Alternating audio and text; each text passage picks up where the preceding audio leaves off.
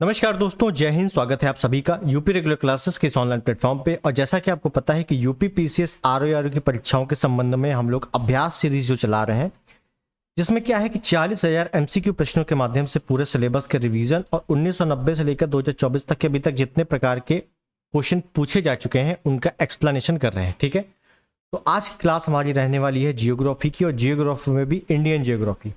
और Indian geography में हम लोग काफ़ी आगे आ चुके हैं। आज है क्लास नंबर 8। ठीक है, 8वीं क्लास है। इसके पहले 7 क्लासेस ऑलरेडी हो चुकी है, सभी की प्लेलिस्ट बनी हुई है, आप जाके जरूर देखना। ठीक है, और एटलीस्ट आप वीडियो को पूरा मत देखना, लेकिन आप थोड़ा सा फास्ट करके 2x पे करके इनके क्वेश्चन को जरूर पढ़ लेना। ठीक है, क्योंकि ये वो वाले क्वेश्चन नहीं है जो डायरेक्टली घटना चक्र में दिए हुए हैं। ठीक, तो इस वजह से इन क्वेश्चनों को जरूर देख लेना अगर वीडियो ना देखना तो। ठीक है, तो चलिए शुरुआत करते हैं सेशन की। उससे पहले चैनल पर नए हैं सब्सक्राइब, वीडियो को लाइक और शेयर जरूर कर दीजिएगा। तो चलिए, इंडियन जियोग्राफी की क्लास नंबर 8 का पहला प्रश्न आपकी स्क्रीन पर ये रहा। क्या कह रहा है प्रश्न, देखते हैं। प्रश्न है कि निम्नलिखित में से कौन सा कारण भारत के उत्तर पश्चिमी भाग में शीत ऋतु में होने वाली वर्षा के लिए उत्तरदायी है। तो कुल मिला के हमारा जो है जलवायु या मौसम से संबंधित प्रश्न आज के क्लासेस में है। आप समझना है अच्छे से क्या चीज़ है। देखिए, जलवायु से आपके क्वेश्चन जो आते हैं बहुत ज़्यादा डिटेल्ड में नहीं आते हैं। कैसे पूछे जाएंगे अभी बताते हैं, लेकिन फिर भी जलवायु को थोड़ा सा डिटेल्ड में, डिटेल्ड मतलब, डिटेल का मतलब क्या है कि भारत की जलवायु कैसी है, पवनों के प्रकार क्या हैं, भारतीय मानसून से संबंधित कुछ अगर प्रमुख सिद्धांत हैं, कुछ प्रमुख क्या है सिद्धांत हैं वो चीज। उसके बाद कुछ प्रकार के बल हैं, जैसे फेरल का नियम आता है, कोरियोलिस बल आता है, जेट स्ट्रीम क्या होती है, विषुवतीय पछुआ पवन क्या है ना। उसके बाद एक अल नीनो ला लीनो, ये सब क्या होते हैं। ठीक है, चक्रवात क्या होते हैं। तो इन सब के बारे में, ये सभी क्या है मानसून के चैप्टर से ही संबंधित है जितना मैंने अभी बोला है। तो इन सभी को समझना है। मैं बाद में आपको थ्योरी कराऊंगा। क्या कराऊंगा? थ्योरी। अब वो भी पूरा मैप में, मैपिंग में पूरी थ्योरी होगी मानसून या जलवायु की, क्योंकि जलवायु कई लोगों को समझ में नहीं आता है। इंपॉर्टेंट है ये चैप्टर। ठीक है, यहाँ से क्वेश्चन अच्छे खासे बनते हैं। अच्छे खासे का मतलब है कि बहुत ही सिंपल बनते हैं, लेकिन बनते जरूर हैं। ठीक, तो आज के इस वीडियो में हम लोग देखने वाले हैं कि प्रश्न कैसे पूछे जाते हैं, क्योंकि ये रिवीजन है, पूरा रिवीजन हो रहा है, तो आपने जरूर पढ़ा होगा। और नहीं पढ़ा है तो मैं बहुत ही जल्द इसका एक थ्योरी लेके आऊँगा। ठीक है, पूरा मैपिंग पे थ्योरी करेंगे, तो वहाँ पे पूरी चीज़ें जो मैंने अभी बोली हैं उसको पूरा समझ लेंगे। क्लियर? तो आज हम लोग क्या करते हैं, क्वेश्चंस के माध्यम से चीज़ों को समझने का प्रयास करते हैं, और बहुत ही ईजी वे में। ठीक है, ऐसा नहीं बिल्कुल थ्योरी नहीं पढ़ी है तो कुछ भी नहीं समझ में आएगा, बिल्कुल पूरा समझ में आएगा, देखते जाना है केवल। ठीक, तो देखते हैं प्रश्न केवल। ठीक है, क्या कह रहा है, निम्नलिखित में से कौन सा कारण भारत के उत्तर पश्चिमी भाग में शीत ऋतु में होने वाली वर्षा के लिए उत्तरदायी है। उत्तर पश्चिम भाग में मतलब समझे? तो देखो, थोड़ी चीजें हम लोग मैप पे देख लेते हैं, उसके बाद देखेंगे। जी, आप देख रहे हो इंडिया का मैप बना हुआ है। ठीक है, इसी टाइप का होममेड मैप है, बिल्कुल घर में आप पेपर में बना के इसी प्रकार से पढ़ सकते हैं। देखिए, आपसे क्या क्या चीजें पूछेगा। एक तो पूछेगा ये बताओ, जो ग्रीष्म ऋतु में वर्षा होती है, ग्रीष्म ऋतु में वर्षा ये कौन सी होती है। और एक पूछेगा ये बताओ, शीत ऋतु वाली वर्षा, शीत ऋतु में जो वर्षा होती है वो कहाँ होती है। तो ध्यान रखना है लोकेशन में बिल्कुल अच्छे से, कि अगर आपसे पूछा जाए कि ग्रीष्म ऋतु में वर्षा तो इस प्रकार से होती है, यहां से, मतलब यहां से मतलब दक्षिण पश्चिम। भाई ये क्या है, ये नीचे क्या है, दक्षिण है, इधर क्या है पश्चिम है, तो क्या हो गया दक्षिण पश्चिम, तो ये हो गया दक्षिण पश्चिम। और ये वाला पूछेगा अगर शीत ऋतु वाला, तो ये क्या चीज है, ये कौन सी लोकेशन है, इस प्रकार की, इस प्रकार की, ये कौन सी लोकेशन है। तो ध्यान रखना है उत्तर पूर्व। उत्तर पूर्व क्या है, शीत ऋतु में होने वाली वर्षा, और दक्षिण पश्चिम क्या है, ग्रीष्म ऋतु में होने वाली वर्षा। ठीक, ये दोनों पॉइंट समझ में आ गया। उसके बाद एक प्रकार की वर्षा है इधर, ये चीज आप देख रहे हो, ये क्या चीज है, तो ये है भाई साहब पश्चिमी विक्षोभ। क्या है, पश्चिमी विक्षोभ, विक्षोभ। ठीक है, इतना आपको समझ में आ गया। ठीक, आप समझिए क्या क्या क्वेश्चन बनते हैं यहाँ से। पहली बात बनेगा कि ये बताइए ग्रीष्म ऋतु में होने वाली वर्षा जो है सबसे पहले कहाँ होती है? तो सबसे पहले होती है भाई साहब केरल में। कहाँ होती है? केरल में। अब बोल देगा शीत ऋतु में होने वाली वर्षा सबसे अधिक कहाँ होती है? तो याद रखना है तमिलनाडु में। कहाँ पे? तमिलनाडु पे। अभी क्वेश्चन आएंगे आगे देखेंगे, अभी केवल समझते चलो। ठीक, उसके बाद पश्चिमी विक्षोभ में होने वाली वर्षा सबसे पहले कहाँ होती है? तो ये होती है पश्चिमी भारत में। मतलब पश्चिमी भारत का नाम मैं बोल दूं तो ये पंजाब साइड, पंजाब और हरियाणा साइड, पंजाब और हरियाणा साइड। ठीक है, और ये भी कैसी है? ये भी शीत ऋतु है। ये भी कैसी है? शीत ऋतु है। ठीक, तो कंफ्यूजन मत हो जाना। और दूसरी चीज, ये पश्चिमी विक्षोभ की हवाएं उठती कहाँ से हैं? ये पूछा जाता है एक प्रश्न। ये उठती है भैया भूमध्य सागर से। मैंने वर्ल्ड जियोग्राफी में भूमध्य सागर के बारे में चीजें बताई थी, अगर आपने पढ़ा हो तो अच्छी बात है। ठीक है, भूमध्य सागर से। अब क्वेश्चन पढ़ते हैं पहले, उसके बाद चीजों को देखेंगे, क्वेश्चन के माध्यम से समझते चलेंगे। तो हमसे यहां पूछा था कि शीत ऋतु में होने वाली वर्षा उत्तरदायी है किसके लिए? उत्तर पश्चिम भाग के लिए। तो यहाँ पे उत्तर पश्चिम भाग पूछ रहा है, मतलब कहने का यहाँ पे केरल तो आया नहीं, तमिलनाडु तो आया नहीं, उत्तर पश्चिम भाग। और उत्तर पश्चिम भाग कौन सा है? ये वाला हिस्सा। भाई अगर ऐसे बनाएंगे तो ये उत्तर है, ये पश्चिम है, तो ये वाला हिस्सा हुआ कि नहीं उत्तर पश्चिम भाग? कहाँ पे? पंजाब और हरियाणा वाले क्षेत्र में। तो किससे वर्षा हो रही? पश्चिमी विक्षोभ से। ठीक है, तो क्या हो जाएगा? पश्चिमी विक्षोभ। Option C is the right. मेरी बात समझे? तो ये तीन कंडीशन मेनली आपको पढ़नी है। बहुत अगर डिटेल में आप नहीं पढ़ पा रहे हो तो सिर्फ तीन कंडीशन पढ़ लेना, क्वेश्चन बन जाएंगे। आगे देखिए अगला प्रश्न। भारत के उत्तर पश्चिम भारत में एक मिनट, हाँ, भारत के उत्तर पश्चिमी मैदान में पश्चिमी विक्षोभ से होने वाली वर्षा की क्रमशः कम होती जाती है। अब यहां से मैं आपको यूपी से रिलेट करूं तो यूपी अगर आपने पढ़ा है, और मैंने भी आपको बताया है कि सबसे अधिक वर्षा कहाँ होती है? गोरखपुर में। सबसे अधिक वर्षा कहाँ होती है? गोरखपुर में। और सबसे कम वर्षा कहाँ होती है? मथुरा में। ये आपको पता है। इसका मतलब है कि अगर गोरखपुर से मथुरा चले तो वर्षा की मात्रा क्या हो रही है? वर्षा की मात्रा घट रही है। सेम यहाँ प्रोसीजर है कि यहाँ से पश्चिमी विक्षोभ भूमध्य सागर के इस ओर आया, मतलब पश्चिमी क्षेत्र में आ रहा है, तो क्या होगा? इधर साइड आ रहा है तो लगातार आ रहा है, तो क्या होगी? वर्षा क्या होगी? वर्षा घटेगी, वर्षा की मात्रा घटेगी। तो बस वही पूछा है कि ये बताओ पश्चिमी विक्षोभ से जो भी वर्षा होती है तो उसकी मात्रा कम होती है। कहां से कहां तक कम होती है? याद रखना है पश्चिम से पूर्व। ये पश्चिम है और ये पूर्व की ओर आ रही है। भाई पश्चिम कहाँ है? यहाँ पे तो है पश्चिम, और ये पूर्व है, तो पश्चिम से पूर्व की ओर आ रही है। इसका मतलब है घटेगी बाद में। इस वजह से पश्चिम से पूर्व की ओर क्या होती है? घटती है।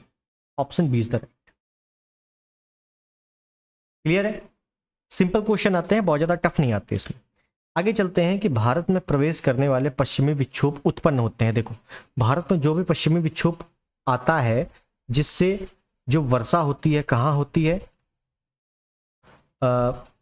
पश्चिमी भारत में। पश्चिमी भारत का मतलब है उत्तर पश्चिम भारत में कह दूं, और उत्तर पश्चिम भारत में कह दें तो पंजाब और हरियाणा वाले क्षेत्र में। तो ये कहां से उठता है? तो ये भूमध्य सागर से उठता है। सिंपल, मैंने आपको पूरा बता ही दिया है जहां जहां से प्रश्न आने हैं। क्लियर? आगे चलते हैं। निम्नलिखित युग्मों में से कौन सही सुमेलित नहीं है? देखिए है क्या कि कुछ चक्रवाती जो मानसूनी चक्रवात हैं उनको अलग अलग जगह पे अलग अलग नाम से जाना जाता है। किसको? मानसूनी चक्रवातों को। मानसूनी चक्रवात मैंने बताया कि शीतकालीन चक्रवात या उपोष्ण चक्रवात, शीतोष्ण चक्रवात, ये सब हम लोग थ्योरी में देखने वाले हैं आगे। तो मानसूनी जो चक्रवात है ये अलग अलग स्थानों में अलग अलग नामों से जाना जाता है। जैसे आम की बौछार, तो आम की बौछार कहाँ पे होती? केरल में होती है, ये बिल्कुल सही। लू, लू आपका कहाँ पे? हरियाणा में, और ये उत्तर प्रदेश में भी है। आपको ये प्रश्न काफी बार मिला होगा कि लू कहाँ चलती है, तो ये उत्तर प्रदेश में चलती है, लेकिन हरियाणा ऑप्शन में है तो हरियाणा भी सही है। मंजरी बौछारें ये कर्नाटक में चलती हैं, बिल्कुल सही है। काल बैसाखी राजस्थान में नहीं, काल बैसाखी है पश्चिम बंगाल में। कहाँ भाई साहब? पश्चिम बंगाल में। और अगर नाम ले लें, और अगर नाम देख लें कुछ, तो एक है नार्वेस्टर। नार्वेस्टर विश्व में जब हम लोग पढ़ेंगे तो न्यूजीलैंड में चलती है, लेकिन यहाँ पे पूर्वी भारत। कहाँ? पूर्वी भारत। ओके, काल बैसाखी पश्चिम बंगाल हो ही गया है। एक है cherry blossom. Cherry blossom. Cherry blossom कहाँ? असम में, सॉरी कर्नाटक में, दक्षिण में ना, कर्नाटक और केरल वाले क्षेत्र में। और ये चेरी ब्लॉसम जो है कॉफ़ी के लिए काफ़ी ज़्यादा लाभदायक है। यहाँ पे ले लें आम की बौछार हो ही गया है भारत केरल में। एक है बोर्डोई चिल्ला, अटपटा नाम है, हो सकता है इस बार पूछ ले। बोर्डोई चिल्ला, ये पवन कहाँ पे? असम में। ये कहाँ पर? बोर्डोई चिल्ला असम में। बोर्डोई मतलब ऐसे याद रख लेना कि बोडो भाषा कहाँ? असम की है, तो बस ये बोर्डोई चिल्ला कहाँ? असम में। क्लियर? तो ये कुछ स्थानीय नाम है, इसे मिलान करने को आ जाते हैं। आगे चलें। भारत के मानसून की उत्पत्ति निम्नलिखित पवनों में से किसके द्वारा होती है? तो जैसे कि मैंने बताया कि जो मानसून की उत्पत्ति हो रही है ये ग्रीष्मकालीन मानसून है, ग्रीष्मकालीन मानसून है, ठीक है। और इसकी उत्पत्ति होती है इधर से, ऐसे बताया था, मतलब दक्षिण पश्चिम। Option A is the right. और लौटता हुआ मानसून या शीतकालीन मानसून, जो शीतकाल का मानसून होता है वो कहाँ पर, वो कहाँ से उत्पन्न होता है? वो होता है उत्तर पूर्व से, और इसी को लौटता हुआ मानसून भी कहते हैं, लौटता हुआ मानसून। क्लियर? चलिए नेक्स्ट। भारत के किस राज्य में मानसून का आगमन सबसे पहले होता है? तो बताइए, ये केरल में होता है, पढ़ते आ रहे हो बचपन से। Option D is the right, simple question है। नेक्स्ट। दक्षिण पश्चिम मानसून काल में निम्नलिखित स्थानों में से सबसे कम वर्षा कहाँ होती है? तो अब देखिए, कोलकाता, मंगलौर, दिल्ली, चेन्नई। चेन्नई कहाँ? तमिलनाडु में। कहाँ पे? तमिलनाडु पे। और मैंने पहले ही बता दिया कि तमिलनाडु में जो वर्षा होती है वो शीतकालीन वर्षा है, मतलब लौटते हुए मानसून से वर्षा होती है, लौटते हुए मानसून से वर्षा होती है। इसका मतलब है उत्तर पूर्वी मानसून से यहाँ वर्षा होती है, ना कि दक्षिण पश्चिमी। इस वजह से ऑप्शन सी बिल्कुल सही है, ठीक है ना। क्वेश्चन कुछ भी चेंज नहीं हो रहा, अभी तक जो पढ़ते आ रहे हैं वही बार बार रिपीट हो रहा है। आगे चलिए। अगर निम्नलिखित राज्यों में से किसमें अधिकतम औसत वार्षिक वर्षा होती है? अधिकतम औसत वार्षिक वर्षा, देखिए सबसे अधिक वर्षा तो होती है मासिनराम में, लेकिन यहाँ पे औसत वार्षिक वर्षा की बात कर रहा है तो जो मानसून आता है तो वहां से सबसे अधिक वर्षा कहाँ होती है? केरल में होती है। ऑप्शन सी बिल्कुल सही। क्लियर है? नेक्स्ट। भारत में वर्षा की उच्चतम मात्रा वाला स्थान है। उच्चतम मात्रा मतलब सबसे अधिक वर्षा जो होती है मात्रा के हिसाब से कहाँ होती है? मासिनराम में। मासिनराम कहाँ पे? मेघालय में। कहाँ भाई साहब? मेघालय में। ठीक है, चलिए आगे चलते हैं। अगला प्रश्न। अगला प्रश्न क्या कह रहा है कि कथन और कारण से प्रश्न है, ठीक है। कथन पढ़ते हैं। भारत की जलवायु पर मानसून का प्रभुत्व है, मतलब भारत की जो जलवायु है वो मानसून का प्रभुत्व है। बिल्कुल सही है, मानसूनी हवाएं चलती है, मानसून का प्रभुत्व है, बिल्कुल सही है। ऑप्शन इज द राइट, मतलब कथन पहला बिल्कुल सही है। उसके बाद है कारण। मानसून स्थायी पवन है, मतलब मानसून जो है वो स्थायी पवन है, जो कि गलत है, सरासर गलत है। तो यहाँ पहली बात तो आर गलत है, ए सही है, option C is the right. उसके बाद अगर बात कर लें, अगर मैं पवनों की बात करूं तो पवनें हैं भाई साहब 4 प्रकार की। कौन कौन सी? एक है आपकी स्थायी पवनें, कई सारे नाम भी हैं इन पवनों के, ठीक है। तो पहला स्थायी पवनें, इसी को प्रचलित पवनें बोल देते हैं, भूमंडलीय बोल देते हैं। एक है आपकी मानसूनी पवनें, मानसूनी पवनें। एक है आपकी स्थानीय, एक है स्थायी और एक है स्थानीय पवनें। और एक है आपकी दैनिक पवनें। क्या है? दैनिक पवनें। तो जाहिर सी बात है कि मानसूनी अलग है और स्थायी अलग है, तो मानसूनी स्थायी पवनें हैं नहीं, बिल्कुल गलत है, ठीक है। इस वजह से ये अलग है। और इन चारों पवनों के बारे में डिटेल्ड में हम लोग थ्योरी क्लास में पूरा देखेंगे, ठीक है। आगे चलते हैं। कथन है, कारण है। भारत एक मानसूनी देश है। कारण है उच्च हिमालय इसे जलवायु संबंधी विशिष्टताएं प्रदान करता है। तो देखिए, भारत एक मानसूनी देश है, बिल्कुल सही है। भारत क्या है? मानसूनी देश है, मानसून आता है, अलग अलग प्रकार के मानसून। उसके बाद है उच्च हिमालय, मतलब हिमालय इसे जलवायु संबंधी विशिष्टता प्रदान करता है, बिल्कुल सही। अगर ये विशिष्टता प्रदान ना करे, या अगर मैं कह दूं कि हिमालय, हिमालय अगर ना हो तो ऊपर क्या है? रूस है, और रूस से क्या है? साइबेरिया पवनें चलती हैं, साइबेरिया पवनें चलती हैं।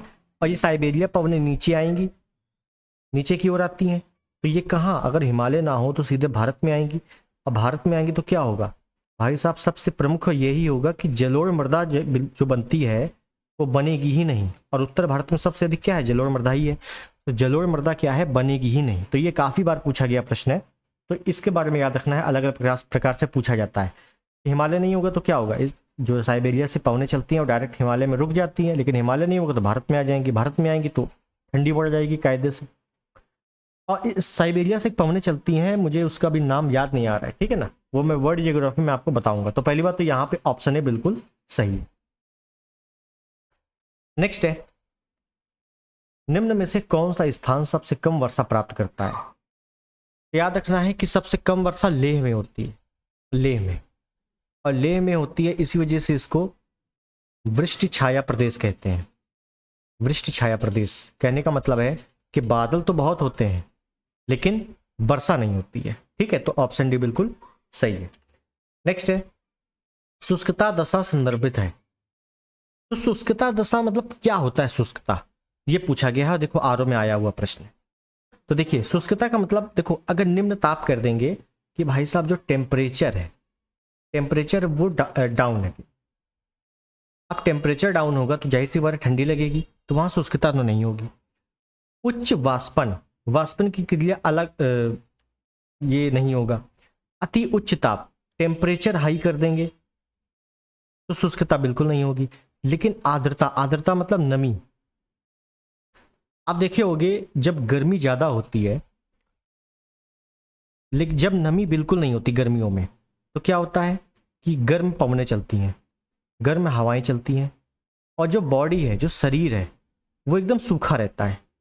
मतलब गर्मी तो बहुत लगती है लेकिन पसीना बिल्कुल नहीं निकलता है। ये आपने नोट किया होगा लगभग अप्रैल और मई वाले माह में, ठीक है। लेकिन जैसे ही उमस आती है या नमी, उमस आती है, उमस जिसको बोलते हैं नॉर्मली उमस, उमस से ही क्या होता है, नमी आती है। नमी मतलब है कि वायुमंडल में पानी की मात्रा ज्यादा, और जैसी नमी आती है तो क्या होता है, पसीना आने लगता है। गर्मी भले कम लग रही हो लेकिन पसीना ज्यादा आएगा, ठीक है। बस वही है आर्द्रता। तो अगर आर्द्रता कम है तो वो स्थान बहुत ही सूखा है, आर्द्रता ज्यादा है तो क्या होगा, पसीना ज्यादा आएगा, मतलब नमी ज्यादा होगी, ठीक है। ये समझ गए होगे। आर्द्रता का मतलब याद रखना है, आर्द्रता का मतलब नमी से है, और नमी मतलब होता है पानी। आर्द्रता अगर अधिक है तो पानी अधिक है, आर्द्रता अगर कम है मतलब बहुत ही सूखा क्षेत्र है। तो वही बोला गया है, निम्न आर्द्रता मतलब शुष्कता दशा, ठीक है। तो इस हिसाब से रिलेट करके पढ़ना है। और ये सब क्वेश्चन आपको डायरेक्टली बुक में नहीं मिलेंगे, ये सब क्वेश्चन जब आप प्रैक्टिस करोगे या पीवाईक्यू लगाओगे कायदे से, ढंग से, तभी मिलेंगे, ठीक है। चलिए आगे देखते हैं।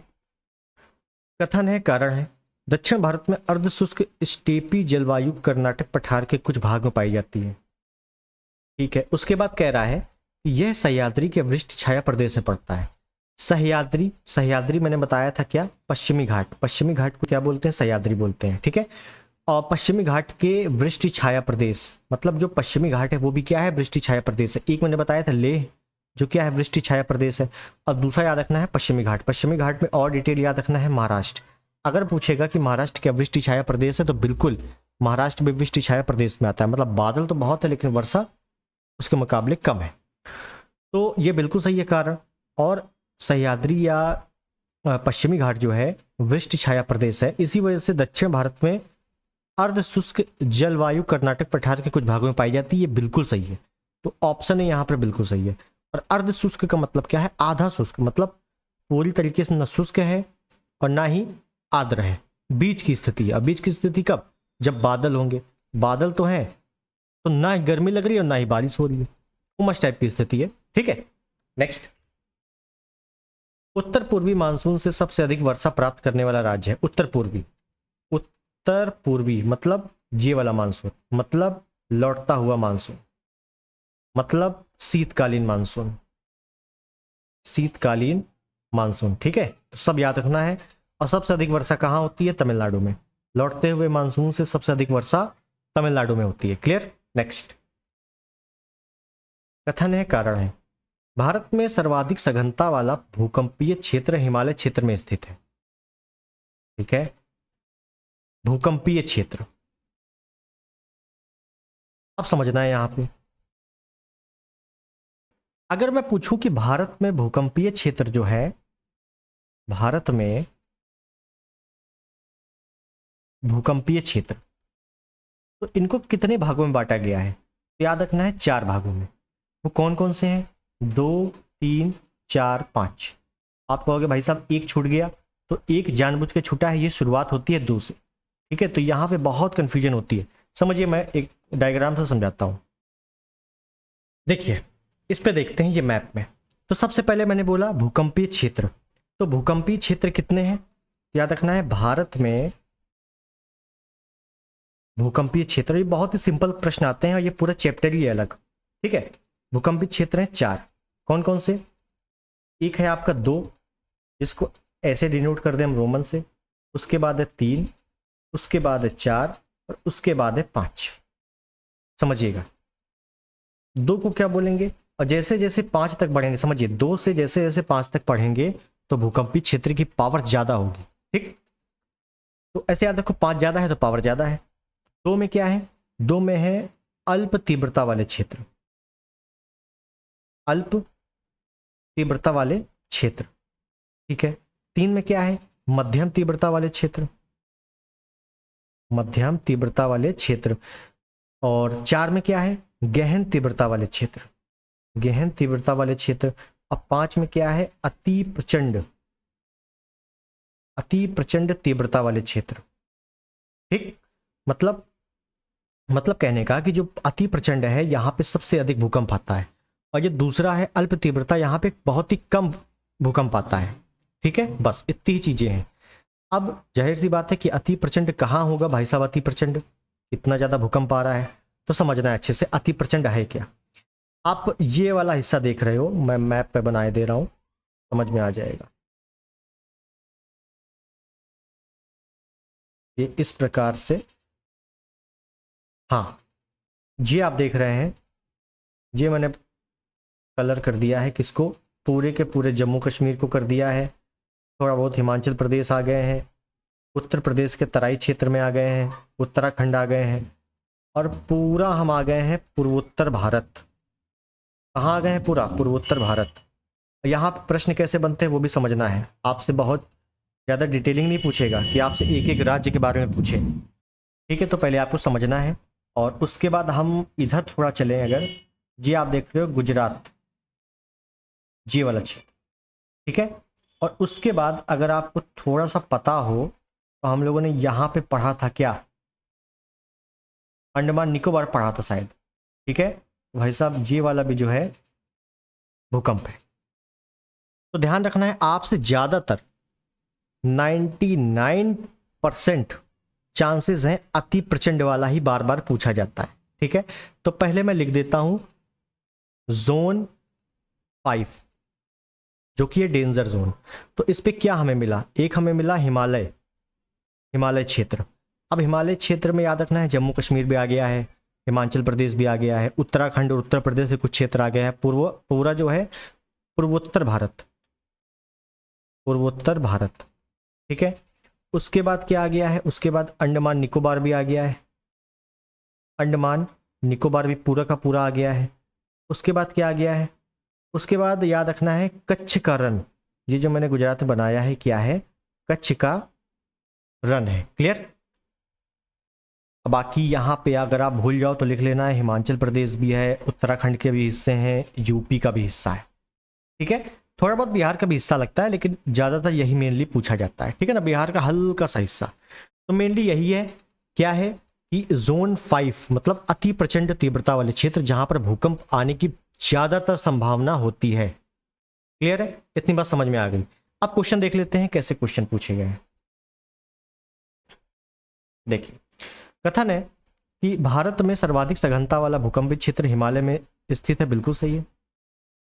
हिमालय में कई अनुदैर्ध्य उपक्रम क्षेत्र अवस्थित है, इसी वजह से तो है। बिल्कुल सही। तो इसका मतलब है कथन कारण दोनों सही है और एक दूसरे की व्याख्या भी करते हैं। Option A is the right. Next, बस ये चीजें याद रखनी है आपको। भारतीय उपमहाद्वीप का उत्तर पश्चिमी प्रदेश भूकंप ग्रहणशील है, जिसका कारण है। मेन चीज भूकंप आता क्यों है, तो ये हम लोग भूकंप में जब मैं वर्ल्ड जियोग्राफी बताऊंगा आपको, उसमें मैं भूकंप को पूरा का पूरा थ्योरी में बताऊंगा।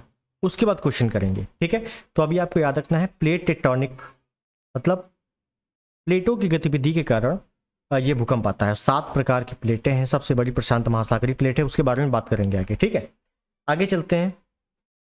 भारत का निम्नलिखित में से कौन सा क्षेत्र उच्च तीव्रता की भूकंपीय मेखला में नहीं आता है? उच्च तीव्रता का मतलब है कि जोन 5 में नहीं आता। तो देखते हैं कौन सा नहीं आता। तो भाई साहब उत्तराखंड का हिस्सा तो आता है, कच्छ करण आता है, हिमाचल प्रदेश आता है, कर्नाटक का पठार नहीं आता। Option B is the right. इस तरह के प्रश्न पूछे जाएंगे आपसे, ठीक है। आगे चलते हैं। भारत का सबसे अधिक बाढ़ग्रस्त राज्य है। सबसे अधिक बाढ़ कहाँ पे आती है?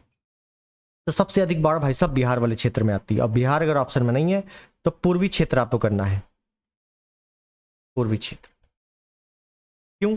क्योंकि इसका एक कारण है, ये जो क्षेत्र है ये पठारी क्षेत्र है, यहां पानी रुकता नहीं है, बहता है। क्या है? बहता है। इस वजह से यहां पर मेनली बाढ़ ज्यादा आती है। आगे चलें। अगर निम्नलिखित राज्यों में से किसमें सर्वाधिक प्राकृतिक आपदाएं आती हैं? तो याद रखना है उड़ीसा में सबसे अधिक प्राकृतिक आपदाएं कहां पे आती हैं? उड़ीसा में। क्यों? क्यों आती हैं? तो चक्रवात और प्रतिचक्रवात, प्रतिचक्रवात, ये दोनों कहां पर प्रभावी होते हैं? पश्चिम बंगाल। पश्चिम बंगाल मत करो, बंगाल की खाड़ी लिख दो, बंगाल की खाड़ी। तो बंगाल की खाड़ी में सबसे अधिक क्या है? चक्रवात उत्पन्न होते हैं इस कारण से। अब चक्रवात क्या है, प्रतिचक्रवात क्या है, ये मैं आपको जब मैंने मानसून बताया था, मानसून जब बताऊंगा पूरा थ्योरी में, तब पूरा डिटेल में एक बार फिनिश कर देंगे। क्लियर है? आगे देखें क्योंकि लंबा चैप्टर है ये। भारत में सुनामी वार्निंग सेंटर अवस्थित है। सुनामी वार्निंग सेंटर कहाँ पे है? याद रखना है ये कहाँ पे है? ये हैदराबाद में है।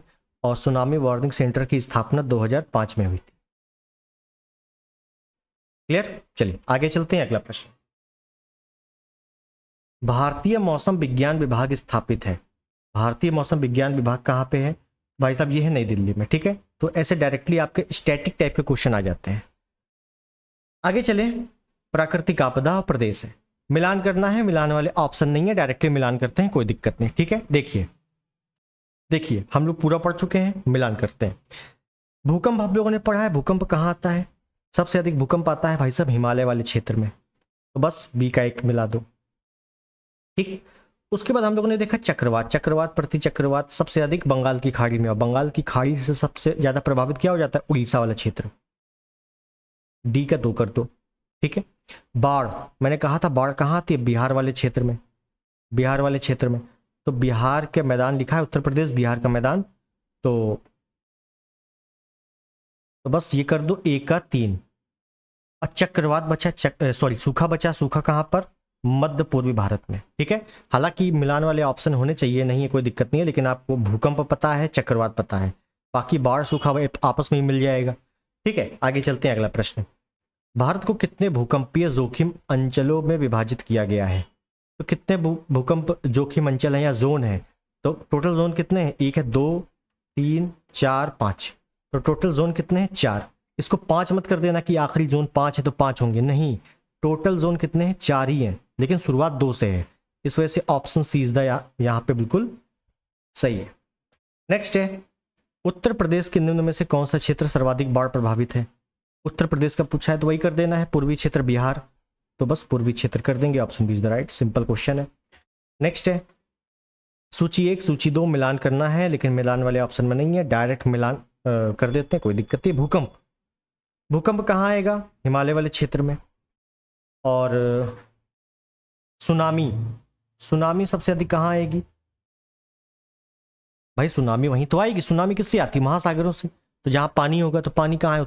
उत्तर प्रदेश बिहार में है नहीं, पश्चिमी मध्य भारत में है नहीं, तटीय क्षेत्र में पानी है, क्योंकि पूरा तट ही पानी के भरोसे रहता है ना, तो तट में क्या है? पानी है, सुनामी आ जाएगी।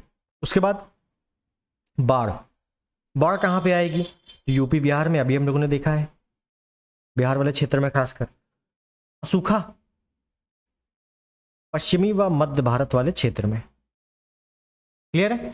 बस आपको भूकंप पता है, सुनामी पता है, बाकी बाढ़ 3 आपस में मिल जाएंगे, कोई दिक्कत नहीं है, ठीक है। तो बस इतने ही टाइप के आपके आपदा से क्वेश्चन आते हैं, खासकर भूकंप वाले। अब बाकी भूकंप कैसे आता है, क्या होता है, इसकी उत्पत्ति कैसे होती है, वो सब हम लोग ऑलरेडी आगे देखेंगे। ठीक, तो प्रश्न अगला देखते हैं। ओके, तो हमारे सारे प्रश्न यहां पर होते हैं समाप्त। ठीक है, तो आज था हमारा क्या, जियोग्राफी, वो भी इंडियन जियोग्राफी, और इंडियन जियोग्राफी की क्लास नंबर थी 8। समझिए आज के पोर्शन में हम लोगों ने मानसून वाले केवल प्रश्न देखे हैं कि क्वेश्चन कैसे पूछे जाते हैं। कुछ आपदा प्रबंधन से भी प्रश्न थे, ठीक है ना, भूकंप वाले भी प्रश्न रख दिए थे, कोई दिक्कत नहीं है, ठीक है ना, वहां से भी प्रश्न बनते हैं, तो आपको समझ में आ गया कि कैसे करना है। अगर आपसे देखो जैसे 2, 3, 4, 5, ये 5 जोन है, 5वें का ही पूछा जाता है। अब आप 3 का, 4 का, 2 का याद मत करने लगना, क्योंकि 3 में आप पूरे पूरे भारत के राज्य याद करोगे, नहीं, इतना नहीं आता है, ये फालतू में टाइम वेस्ट है।